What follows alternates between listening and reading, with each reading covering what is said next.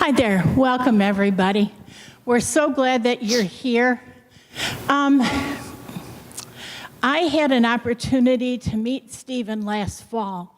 I was at a meeting in McHenry County on suicide prevention, and Stephen was the keynote speaker.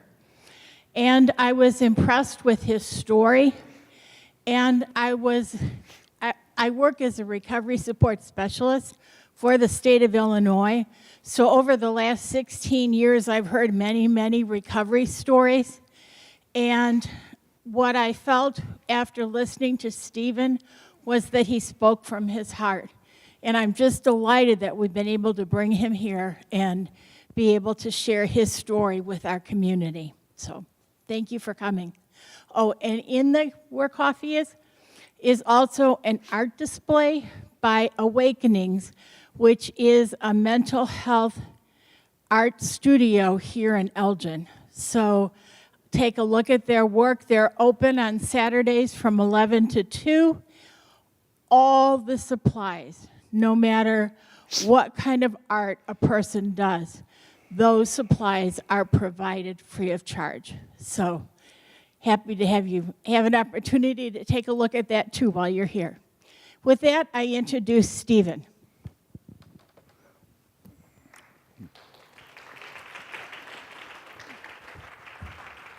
All right, is this thing good? Okay, morning. Or, sorry, afternoon. I don't know, I'm standing up on a pulpit, so I'm kind of thinking like Sunday morning, I guess. I got stuck on that mindset for a moment. Brought me back to like 1986 or so, when I was a little boy and standing there being an altar boy. So, again, thank you for having me. It's really a pleasure and honor to be here. I say it all the time, it's an honor to be anywhere these days. Because it wasn't that long ago that I wouldn't have thought I would have even been able to stand here, because statistically I should probably be dead. I will start with a disclaimer also. I'm from the People's Republic of New Jersey. Please don't hold that against me. But I'm one of like the 3 or 4 nice folks there, at least. No, I'm just kidding. So I'm actually going to run the slideshow from up here a little bit. I think I got it. Okay, so first thing I'm going to start with is a story. A psychology professor is walking into a classroom. She's teaching Psychology 101 at a local community college. Walks up in front of the class and holds a glass of water. And the very first question out of her mouth, she just says, "What's the question, everybody?" Just holds a glass of water. And everybody in the crowd's, "Oh, well, is the glass half empty or half full?" She said, "It's not the proper question. The proper question is, how heavy is it?" And they're like, "Well, what do you mean by that?" She says, "Well, it doesn't really matter what's in the glass. But if I hold it out in front of me for 10 or 15 minutes, my arm might start to get a little bit sore. If I hold it out in front of if I hold it out in front of me like this for, an hour, I might not be able to move my arm tomorrow because it's going to get sore. So the longer I hold on to something, the heavier it becomes." And I think you'll see the reason I started with that when I get to the end. So, just have to see something.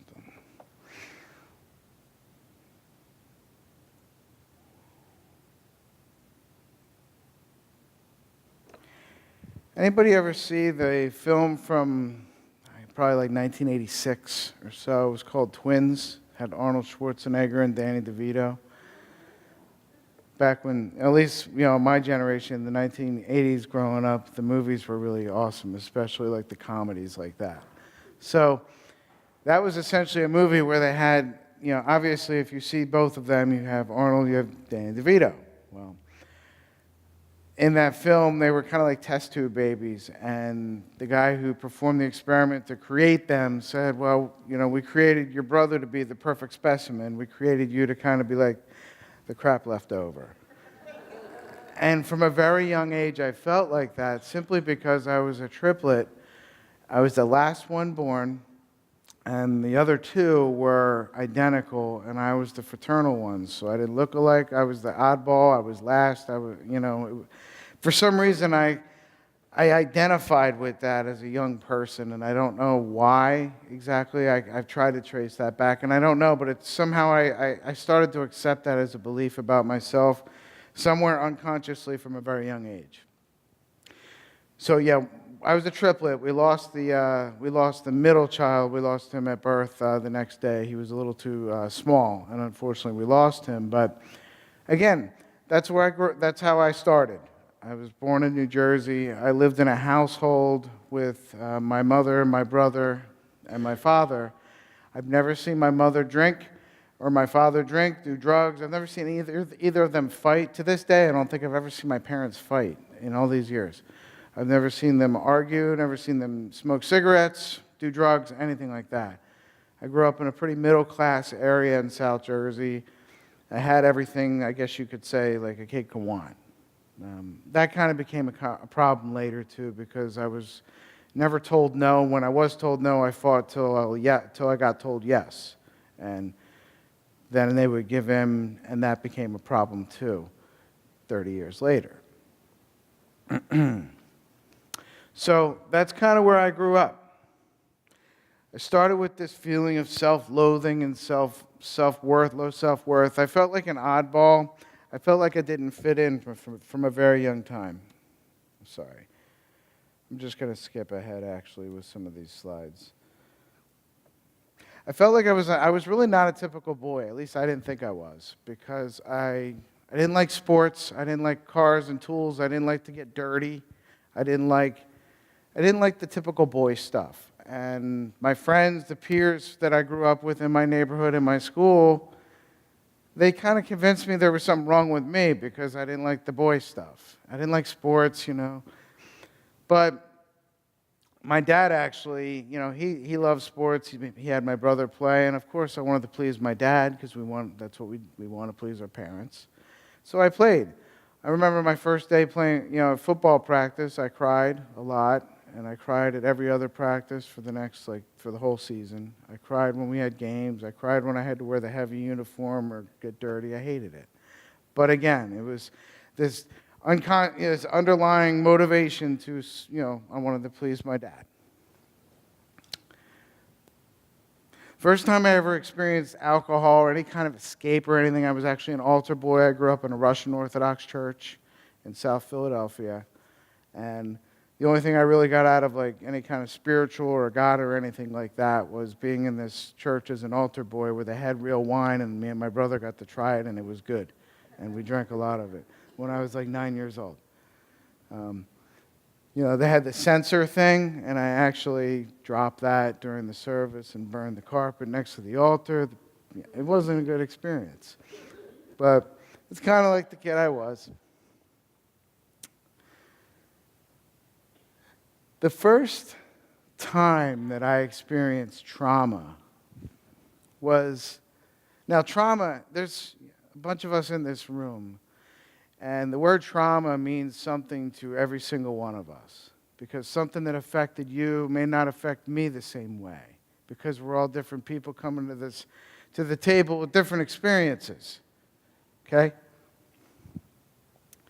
First time I had an experience of trauma, I was 9 or 10 years old or so, and my dad lost his job. I didn't know what that meant. I know my dad came home one day. He was fighting back tears, and my mom's crying, and I know it's scary.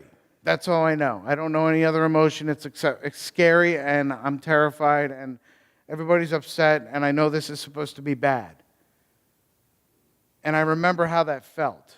There was this lack of security for the first time, and it stuck with me. Fortunately, my dad wound up getting a job. Now, that wasn't something I carried around, consciously. This was all stuff that was just building up inside. So we my dad takes a job in Tennessee, and we lived there for a couple years. And then trauma number 2, he winds up, let me go to Tennessee real quick. So that's middle school. That's the time where I learned that girls don't have cooties, That was kind of neat to find that out. Girls were cool. I wanted a girlfriend in 7th grade, just like all the other guys, and I asked out every girl in the 7th grade within like the first week of 7th grade. Like, they got that note that you pass around. I just kept like editing it and like giving a different note. Like, that's what I did. Really, because I just wanted to fit in. I didn't want to be alone. Because that's what all of us really want. We certainly don't want to be lonely, but we also don't want to be alone, and there is a difference. So that's what like adolescence was starting to be for me. When my dad lost his job in Tennessee, the company closed. We wound up moving back to the same town where I grew up, in Marlton, New Jersey, where I still live today. Moved back there. I was away for 3 years and was starting high school now in the same town I grew up in. I was away for a few years, and I'm thinking, oh, it's going to be awesome. All my old friends, I'll just slip right back in.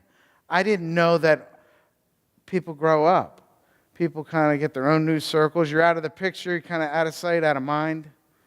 So I went with all these expectations in high school, and it didn't happen because they had like different friend groups now, and I'm alone. The guidance counselor, in her infinite wisdom, saw that I was struggling, and she like assigned me a friend. I was that kid that the guidance counselor gives you a friend. His name was Bill, and I call him the Jesus T-shirt kid because he was the kid that wore a Jesus T-shirt to high school, and he carried a Bible around, and he would point at kids in the hallway about their sin. And I remember thinking, wow, he's a weird kid. But I'm a weird kid. He's a lot weirder than me, and if I hang out with him, that makes him me a little bit cooler. That was how I measured things. So that's how I got to meet Bill. Bill took me to a youth group. It was on a Tuesday night. They had him every Tuesday. It was kind of affiliated with the church. Large Christian organization, youth organization, still exists. They came down, and he took me to this youth group, and it was at somebody's house. There's like 60 kids in this living room, and then there's this leader. He's charismatic, he's funny, he's making everybody laugh, everybody loves him. He's the idol in the room, right? If I can get that guy to like me and like accept me into like the cool people, then maybe I'll be cool. I just want to be, I want to be accepted, right? I didn't know that guy was a predator. But unfortunately, I found that out because a few months later, he attempted to do something to me that you don't ever do to anybody, especially a kid. When that happened,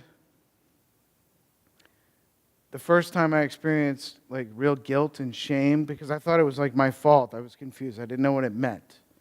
But I knew that it was like, I thought it was my fault.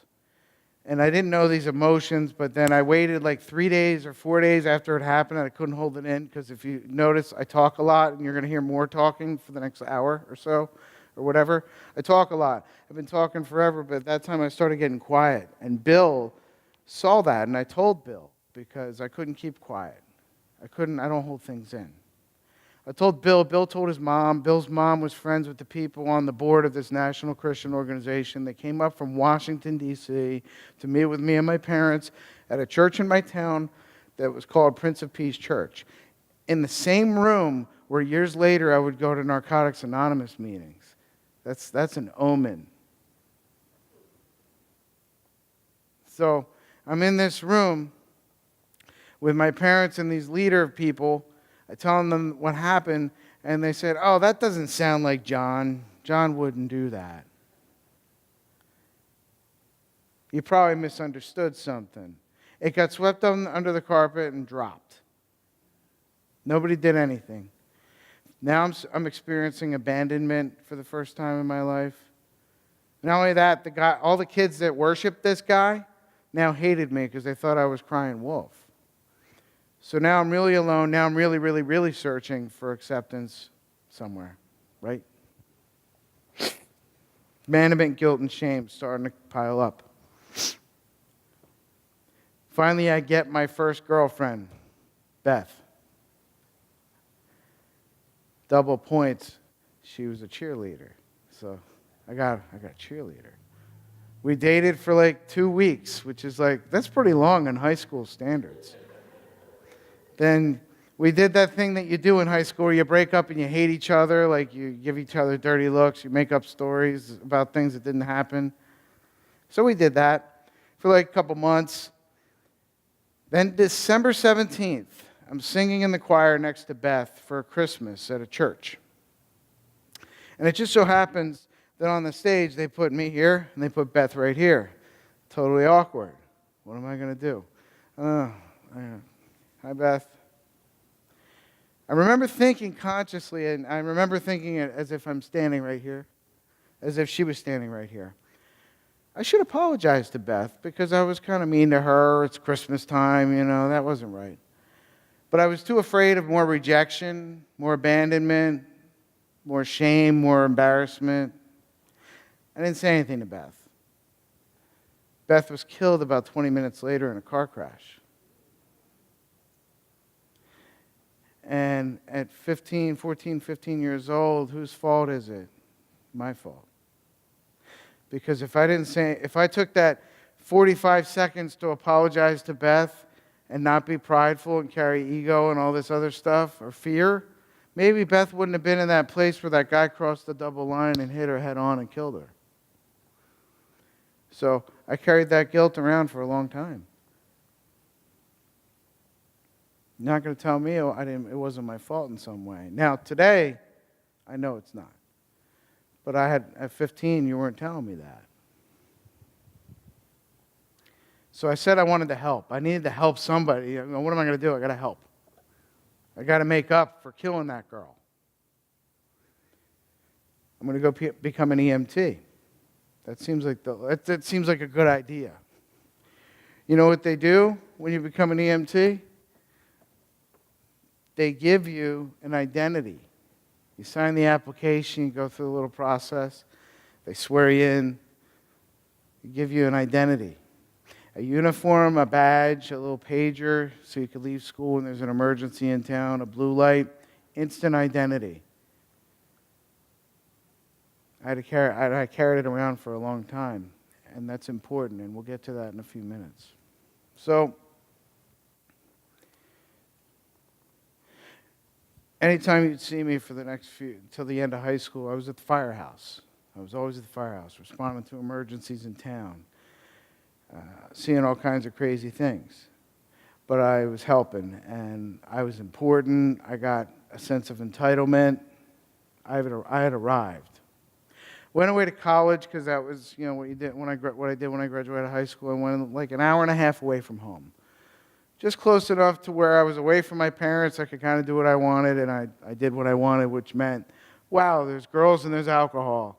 Party on, Wayne. We're near Aurora, Illinois, right? Wayne's World, sorry if anybody gets that. I can't believe I threw that in there. That was totally not going to happen. But it was party on time for me. I didn't go to class for, like the first week, I was like, oh, college, I'm going to be a college dude for like a week. And then it was like I'm partying and, running amok until like a few months later they kicked me out. Searching for peace somewhere. That's really what I was doing by the acting out, the drinking, the girls, all this stuff. I'm just trying to find some kind of peace, trying to find something.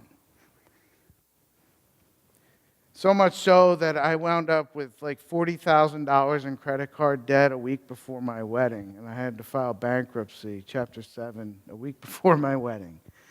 Because I bought tons of clothes because I thought you would like me if I got these really cool designer clothes. Like that, I got to fit in somewhere. Trying to fit in somewhere.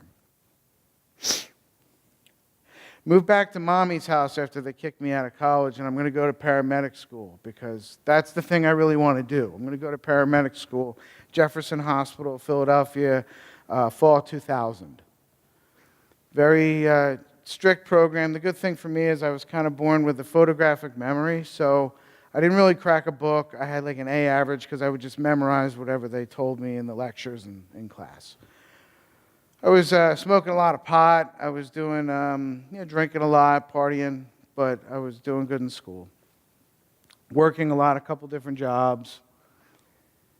And then June of 2001, right before 9/11, we're at Jefferson Hospital doing our hospital internship time. Purdue Pharma comes in, and they give they're the pharmaceutical reps come in for Purdue Pharma with plates of, trays of lasagna and food and desserts and probably basketball tickets to the doctors at the time. I don't know. But they all come in and they do this lunch presentation about Oxycontin.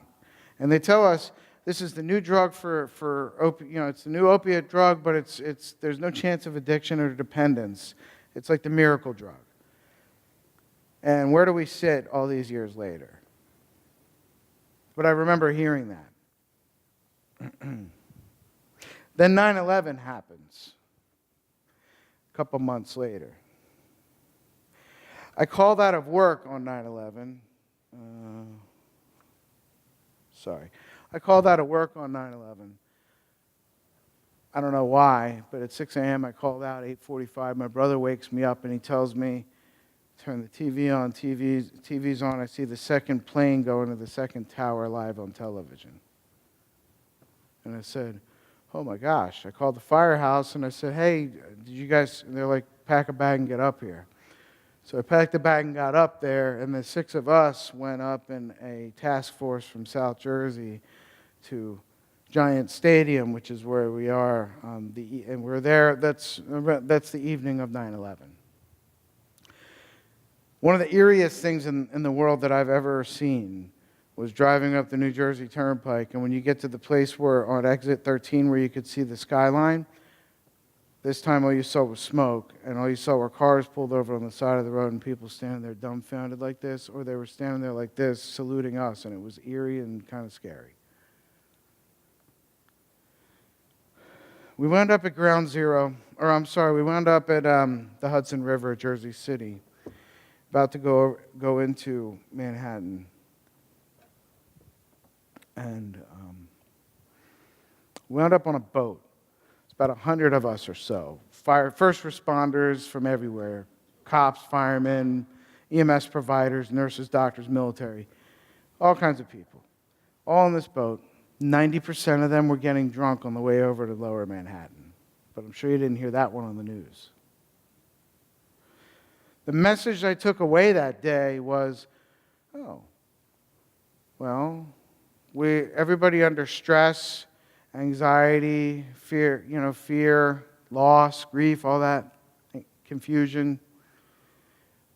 We all cope in pretty much the same kind of ways, right? As human beings, regardless of what we do or what kind of uniform we're wearing or what kind of titles we have, or letters we have after our name, we all kind of cope as human beings in the same kind of ways. We self-medicate. There was alcohol on the boat. Everybody needed to calm that anxiety and tension. Have a couple. So everyone was getting drunk. That was the message I got. Go to Ground Zero, nobody to help. First time I experienced powerlessness in my life because we came up there to help and there was nobody to help. And that's a really, really crushing kind of feeling. Started to carry that around with me. But the truth is 9/11 actually became a good scapegoat for me to use when you confronted me about self-destruction that I was doing to myself. Oh, I was a 9/11 rescue worker, don't you know? I'm allowed to kill myself, right? I'm allowed to, destroy everything.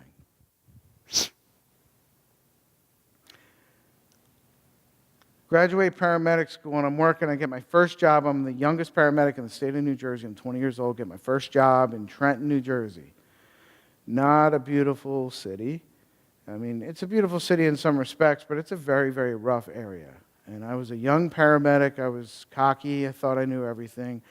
I got in fights with gang members from the Latin Kings because I thought I was tougher than them. Because I had something to prove. I just had this attitude. I get engaged while I'm working there because I'm thinking that's going to make me happy. I'll get engaged. Remember I told you I was bankrupt because I was. I was showing up to work drunk. A lot of times on the weekends we'd show up on Sunday mornings drunk from going out the night before. somebody would start an IV on you in the day room and give you some dextrose, some vitamins, and some saline to make you feel good so you could work. It's kind of how I was living. I was actually smoking marijuana in the medic unit with coworkers at that point. We would be going to respond to the calls on South Broad Street smoking pot. It was commonplace.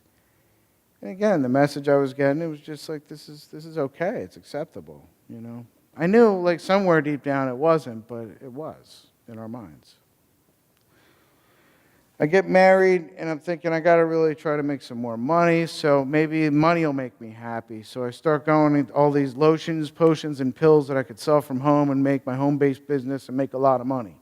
That's what I'm thinking that'll make me happy now, too. I learned a lot of good principles from a lot of that stuff, but it was just another one of those things. I was trying to put this Band-Aid on this hemorrhage that was going on since childhood. I take a job in Delaware. Again, this is another weird. Has anybody seen Wayne's World? Okay, a couple of you. Okay, so there's another reference. I moved to Delaware. See the movie. I moved to Delaware because I wanted to get a paramedic job that was going to be a career. And they have a really incredible EMS system in Delaware, actually.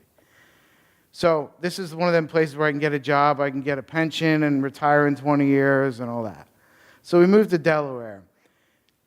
I take a job with them, and I'm a nonconformist. I hate authority. I'm from Jersey. Remember, I said that. So I'm a nonconformist, and I take a job with them, and 3 months later they said, hey, we think you should probably resign or we're going to fire you because you're not fitting in. You want to do things your way. You don't want to adjust. We can't have this. So I find myself in Delaware with a house that I just signed papers on a week prior, and then that next Friday they let me go. In a state I don't know anybody, new wife, new house. What am I going to do? Oh, I guess I'll find a new job down here. I'll sell cars. That'll make me happy because I'm in sales. I'll make a lot of money now, and that'll make me happy. But that just wasn't for me. So I decided I got to get another job. I'm going to go back to Jersey.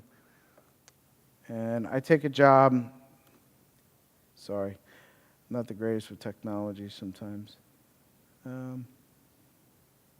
So I take a job back in New Jersey, working in America's Playground, Atlantic City, as a paramedic for the hospital.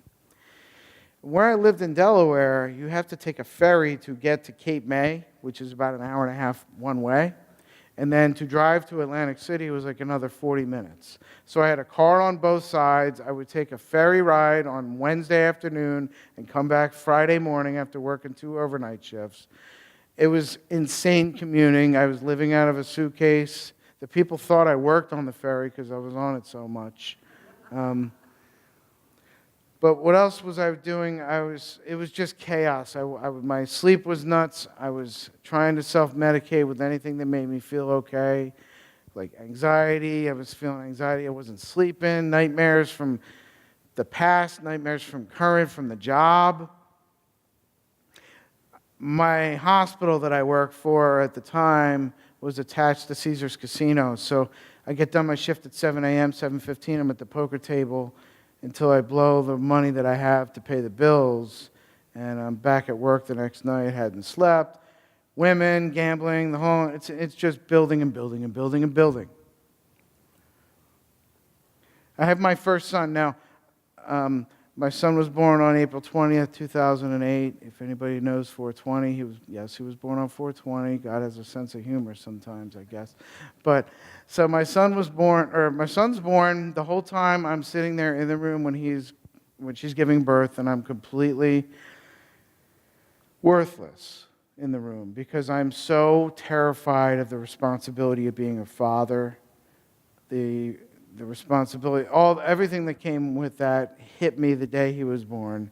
And I was popping Percocets at the time. I was popping painkillers that I had from a surgery to kind of calm me down. Because those things actually, what people don't realize about opiate painkillers is they do something for physical pain like a broken leg or something like that. They do a heck of a great job on emotional pain. And it was like, The first time I took that, oh, by the way, the first time I got any kind of experience with a morphine type or an opiate of any kind was when I was 9 years old, when I had an injury. So somewhere when I was young, the time it's like opportunity met circumstance, have an experience with an injury, wind up on the same type of medication. A lot, the combination had been found to the safe, something opened up. Now I'm starting to take pills to quell anxiety, emotional pain. My son's born, I'm taking pills the whole time. And a few months later, I wind up in my first rehab in Florida. I spent 30 days there, and remember, I'm about in my 20s now, late 20s, mid to late 20s. And I'm thinking, well, 30 days here, I'll do the best I can. I'll be the best, most compliant client there is. That's going to be me. And that's what I did. 30 days later, I'll go home and I'll be fine. Took all these years to get here, but in 30 days I'll be fixed.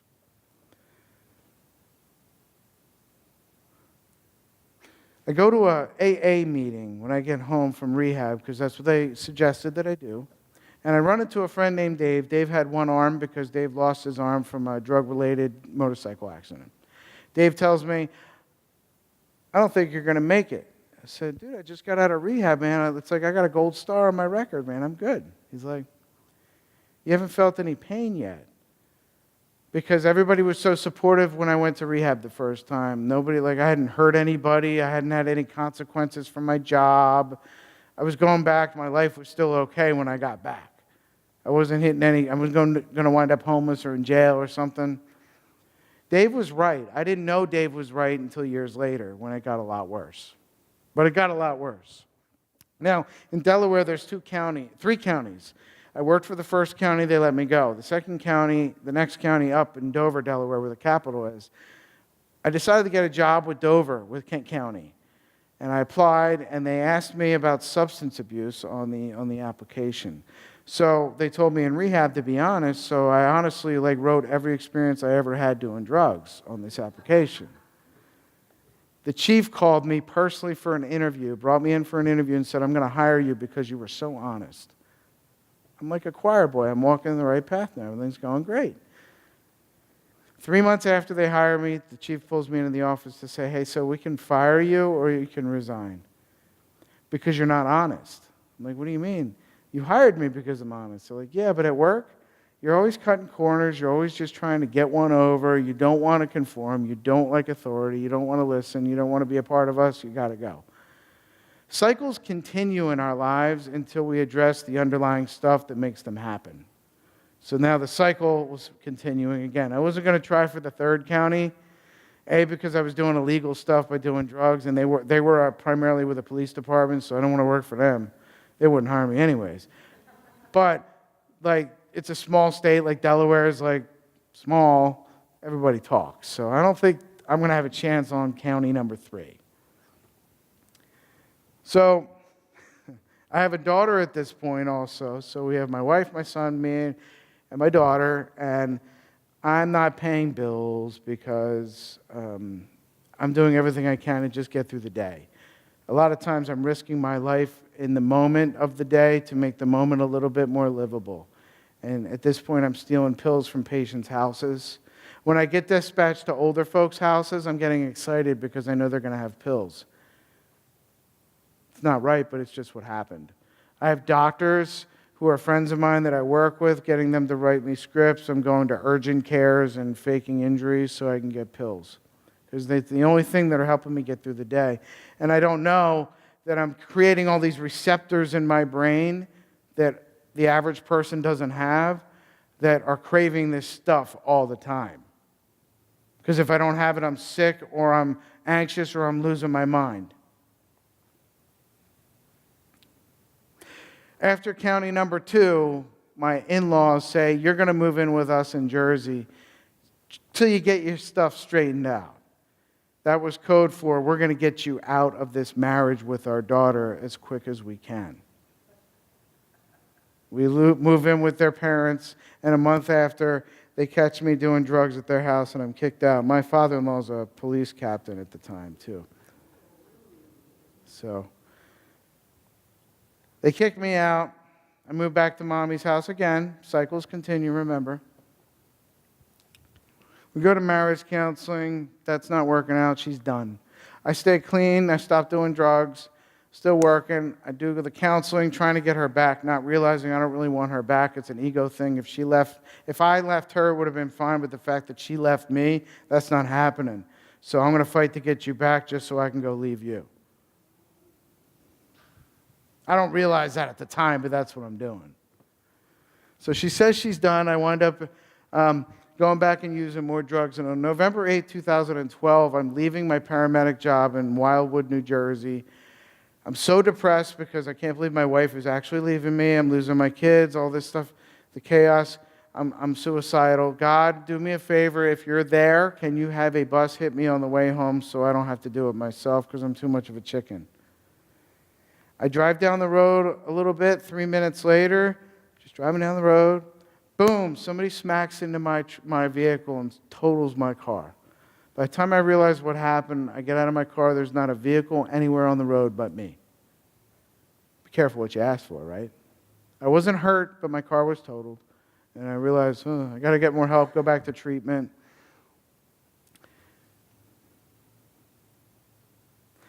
And go back to my job shortly thereafter. Again, cycles continue, treatment number 2. Wind up officially divorced.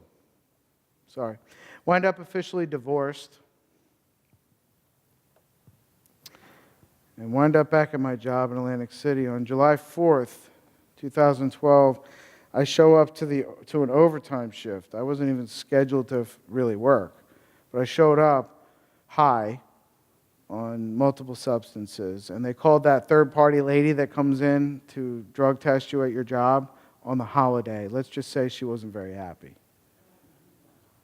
So they drug test me, and about a week later, they pulled me in the office. They said, we sent you to treatment twice. We can't. You got to go.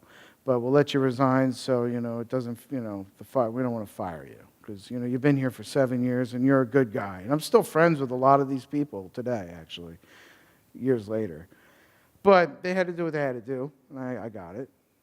And they said, we also have to call the state because you were a paramedic in New Jersey, and that's a problem. So I leave, and I call the guy at the state that I know who's in charge, literally before I left the parking lot on his cell phone. And I said, hey, Don, listen, this is what happened. You're going to get a call. He said, you get a get-out-of-jail-free card. Don't let this happen again. A month later, I'm working back at my original place, cycles repeat, in Trenton. Again, my supervisor at this time is a part-time police officer, and he wakes me up from being passed out on the couch at work in the middle of the night and says, hey, bud, you going to tell me what you're on, or do I have to call the Trenton police? They pull me in, they let me go, the company lets me go. This time they call the state calls me, Don calls me, says, you got to go, we got to take away your certification. We'll take it away, or we'll give you the opportunity to surrender it so it doesn't follow you negatively for the rest of your life. So that's what I did. Suddenly that identity that I carried around, that I've been carried around, the one constant in my life for 15 years is gone. Whenever I'd meet you for those previous 15 years, the first time you meet somebody, hey, I'm John. Hey, I'm Bob. Hey, Bob, what do you do? Well, I would say, I'm Steve. Yeah, I am a paramedic. Notice I didn't say that's what I do. I said that's who I am. I never drew the distinction between what I did and who I was. So now I'm working as a paramedic, or now that I was, and now it's gone. My career's over, like that. My identity that I carried around is gone. I go to essentially a downward spiral. Continuing to seek peace, continuing to fake injuries, self-medicating, it's getting worse and worse. Heroin, okay? The one thing that I never thought I would do, because I treated heroin overdoses all the time. But now my life's falling apart, my wife left me, my kids are gone, my career's gone, my identity's gone. I'm losing everything, I'm winding up alone with nothing, no sense of purpose, no direction. Tons of regret, shame, guilt, abandonment, rejection, embarrassment, all those things. That was me a few years ago. I know it's kind of hard to see from a distance, but the truth of the matter is, heroin became a financial decision for me, and it usually does for most people. The one thing, I was a medic, man. I'm treating people for heroin overdoses. How am I winding up on the other end of that? Because I'm carrying unresolved emotional issues from childhood and all the things that led us to this point, my job, all the stuff that I'm dealing with now, and the loss of my career and my identity. I've already been on opiates for a long time, so I'm already pretty much dependent on them. And I wind up with an elbow surgery. Doctor cuts me off of painkillers, as most responsible surgeons would after 3 or 4 days. But I need more and more because I have a huge tolerance the average person doesn't have at this point in my life. I take more and more and more of these opiate pills and everything, and my doctor cuts me off, and I start buying them on the street. And a pill on the street where I'm from is probably $30 or $40 for a pill. I can't sustain that with no more career. So someone offers me heroin. Heroin's $8 a bag. Give you a lot more of the same effect than you'll get from a pill. Financial decision. That's what it became for me. I overdosed about a month later, the day after my birthday. The paramedics that revived me were paramedics that I used to work with. So now I got more shame and guilt and humiliation, really, at that point. I wound up back in treatment, and this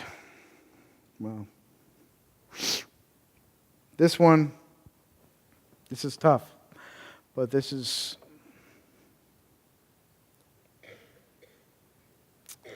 August of 2015. I have my kids for the first time for a week summer vacation. It's me and my mother and my kids for the weekend, or for the week. We make a plan. We have always things planned. We go to the shore, go to the beach, the shore. I don't know if y'all call it the beach or the shore. We call it the shore. We're going to go to the shore, but tomorrow we're going to go. It was supposed to be on Monday. We're going to go to the Lego exhibit at the Franklin Institute in Philadelphia. The kids are so excited. We buy the tickets. They go to sleep. I decided to do some more heroin in the bathroom. My parents, or my mother, hears me rumbling around in the bathroom. We are pretty sure the bag was laced. We don't know what it was laced with, the particular bag of heroin that I used, because I was going kind of out of my mind. A little different than a typical overdose. So my mom said, I'm taking you to the hospital. Go kiss your kids. My kids were sleeping in the next room. I went and kissed them on the forehead, and I didn't see them again for 6 months. And it was one of the hardest things I ever did. But I wound up on a plane to Florida again, cycles repeat. I wind up doing what they tell me to do. They tell me to stay down there. They tell me to, like, you know, your life is completely falling apart. You've come down to nothing. Stay down there. I stayed down there for a while, and I wound up back in Jersey about almost a year later. I come back to New Jersey, and I wasn't expecting that Jersey was going to be, like, I was away for a year. Remember, back in high school, same thing. I was away. People move, people change, things change. I moved back home. I'm not expecting that. I moved back to Jersey, and 2 days later, I'm in Camden, New Jersey, shooting heroin. And the very last time I used, thank God, was in August of 2016. I went to Kensington, Philadelphia. Back up a second, because now we have to add jail, because I got arrested in Kensington buying drugs from undercover U.S. Marshals. So now I add jail to my resume and a criminal record. Stuff now, remember, going back to my childhood, do you think this was my plan when I was a kid? No. But this is where we are. I wound up in Kensington again. I wound up buying a bag of heroin. The heroin is stamped usually to identify what street corner you're buying it from. This one said Suicide Squad. I should have known better. I get home. I shoot a half a bag into my arm, and the next thing I know, I'm on the floor in the living room to paramedics and my parents crying in the background, Narcaning me and trying to save my life. And these are medics, again, that I used to work with.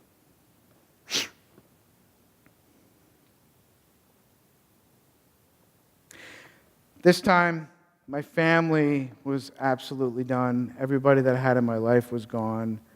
Everybody that I loved was gone. My career was over. My kids were gone. My ex-wife was gone. I had nobody. I had nothing. I was practically dead. And I had to do something different. I finally had enough. But something had to change in my life. I didn't know how to change it. The big thing that changed was my family did something different. The parents that I had in my life that brought me into this world that's now at 70 years old, they're saying, we love you, but we can't keep digging this grave with you. You can't stay with us anymore. Wait a minute, you're the people that always supported me. What do you mean I can't stay with you anymore? You can't stay with us anymore. I had nobody left, and I did not want to die. I just didn't know how to live, but at this time I was so desperate, I was willing to do anything I had to do. I got on medication. I started doing things in my life that I wanted to do. I had to rebuild my life. And I'm actually going to jump ahead for a second, because I want to share this to why I think this is important. I know out here you have the same epidemic I do. It's happening to everybody. I'm the poster child for the guy that tells you that'll prove to you by what I'm saying that it's not about knowing better. None of this stuff is about knowing better, because I certainly know better. I was educated. I was exposed to it in the way of reviving people, but it had to do with all the stuff that I had already talked about, the underlying traumas, the emotional issues, the childhood issues, the career issues, all those things I didn't want to talk about, all those things I was told I had to keep quiet about, because that's also the family I grew up in. But I had to do something different. And then somebody identified something like this. Okay, so Rat Park. They did an experiment in the 50s. They put a rat in a cage, put him in the cage with a bottle of water and a bottle of water with cocaine. What do you think happened? The rat died of the bottle from the cocaine overdose eventually. Years later, they changed the study. They built a bigger cage. They put a lot of rats in the cage. They put the same 2 bottles of water. They put food in there. They put more rats, and they put those things that rats like to do, like the wheels and obstacles and things. None of the rats touched the cocaine water. Why? Because if you have a sense of purpose, you have your basic needs met, you have connection with others, the dope man will still be on the corner, but you're less inclined to go there because you have built the life that you want. And that's what I had to do. I had to build the life that I wanted. I couldn't just get sober to get sober, because what's the point of getting sober if I hate my life, or if I don't have a relationship with others, I can't meet my basic needs because I'm homeless, or I'm jobless, or I have no food. I can't even meet those because I've burnt every bridge. I need to have more in my life. I had to have more in my life. That's the answer. There was a guy at the last Narcotics Anonymous meeting that I attended. It was about 2 years ago. He's sharing about how he's 18 months sober, and that's cool. But then he's saying how much I hate my job, but I have to work there at this job because it pays the bills, but I hate it and I'm kind of miserable about it. So I walk outside and I said, can I ask you a question? I said, what would you do if you could do it and you didn't have to worry about money? He said, I would teach kids to fish. I said, that's an interesting answer. Do you have a fishing pole? He said, no. I said, so you've been 18 months sober, you're starting to build a new life, you don't have a fishing pole, you don't do the thing that you love? What's the point? Why wouldn't you want to build that into your life somehow? And that idea rolled around in my head, and I realized it was time for me to start chasing other things that I always wanted. Like, I always tried to impress and try to make you like me, but I never decided to just be me because I just wanted to be accepted, but I never accepted myself from childhood. It was time for me to accept myself. I'd come so far that I wanted to live, and if I'm going to live, I'm going to do the things that I want in my life. I'm going to build the life that I want. I had to add things into my life that helped me. Recovery, in recovery, I had to accept that for me, I'm going to take a little bit of whatever I can to help me live, and I don't care what it is. As long as it helps me create a better quality of life for me, that's what I need to worry about. I don't need to worry about if you think that, the way that I do things works or not. It's about what works for me. This is an individualized thing.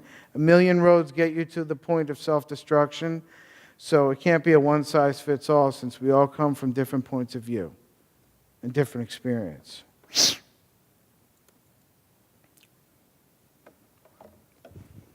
Despair to hope. That was me on the left. And that was me a couple of years ago.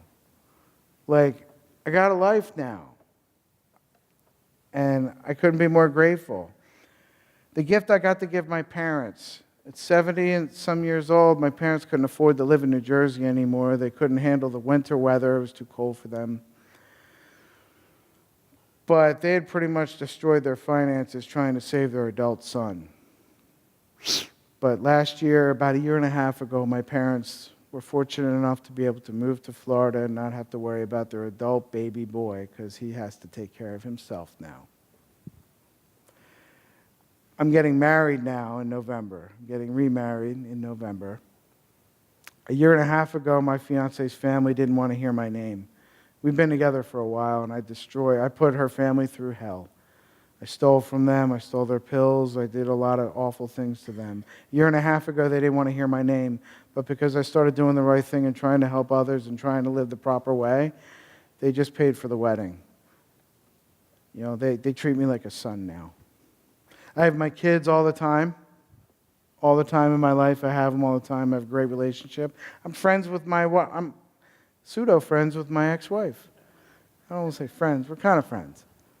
But we take our son to counseling together because he's 10 years old and he's starting to have a couple issues related to the divorce. So we recognize it's more about him than us, so let's put away our egos and our differences for the sake of him. So every week or every other week, we go with him to counseling so we can be better parents. And I can help him to ensure that he doesn't go down some of the roads I did, or try my best to ensure that he doesn't.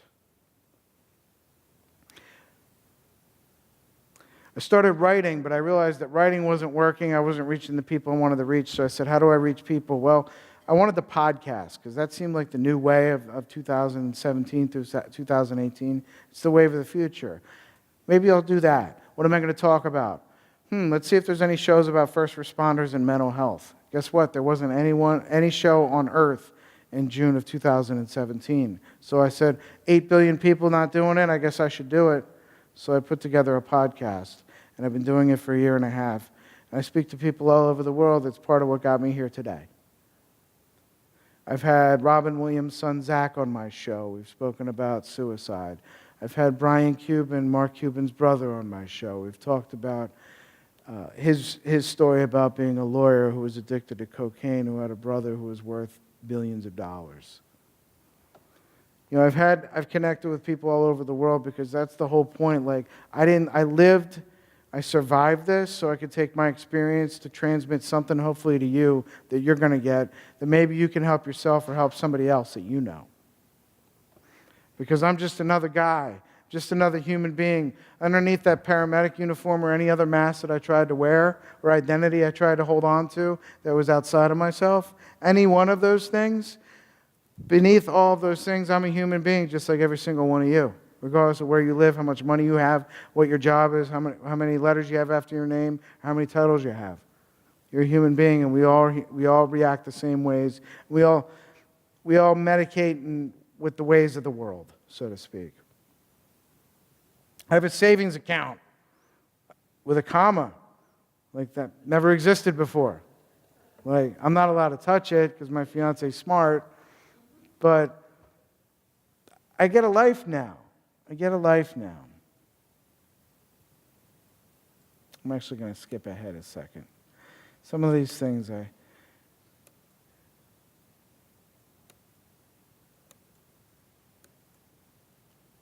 sorry.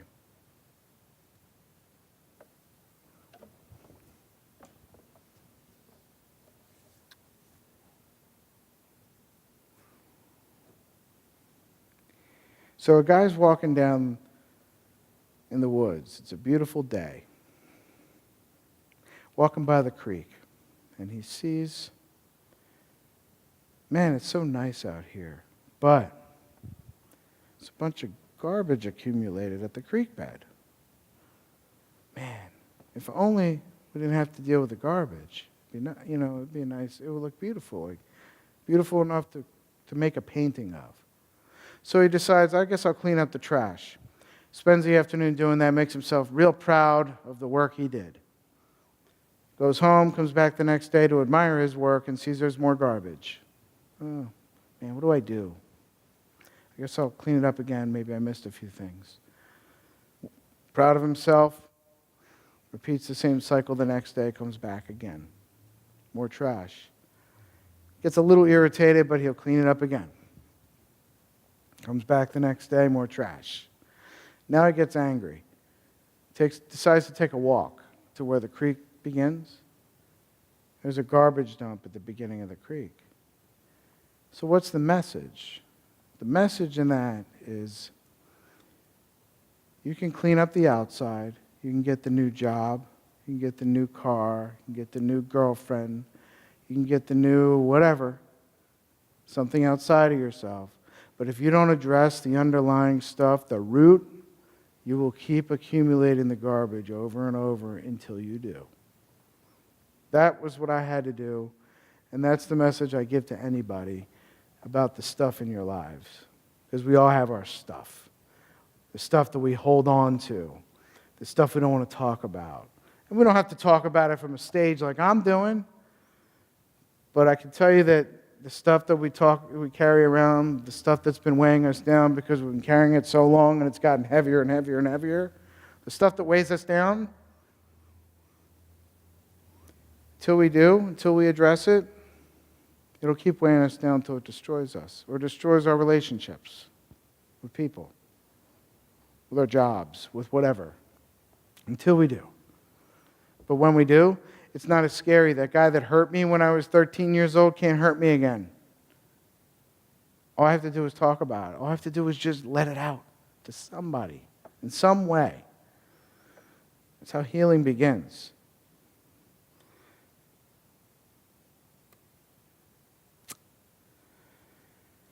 So that's really the message I wanted you guys to understand about the stuff that we're dealing with all over. Mental health. Guess what? Everybody in the world has mental health. We may not have all mental health diagnosis or mental health diagnosed disorders, but we all have mental health because we're all humans.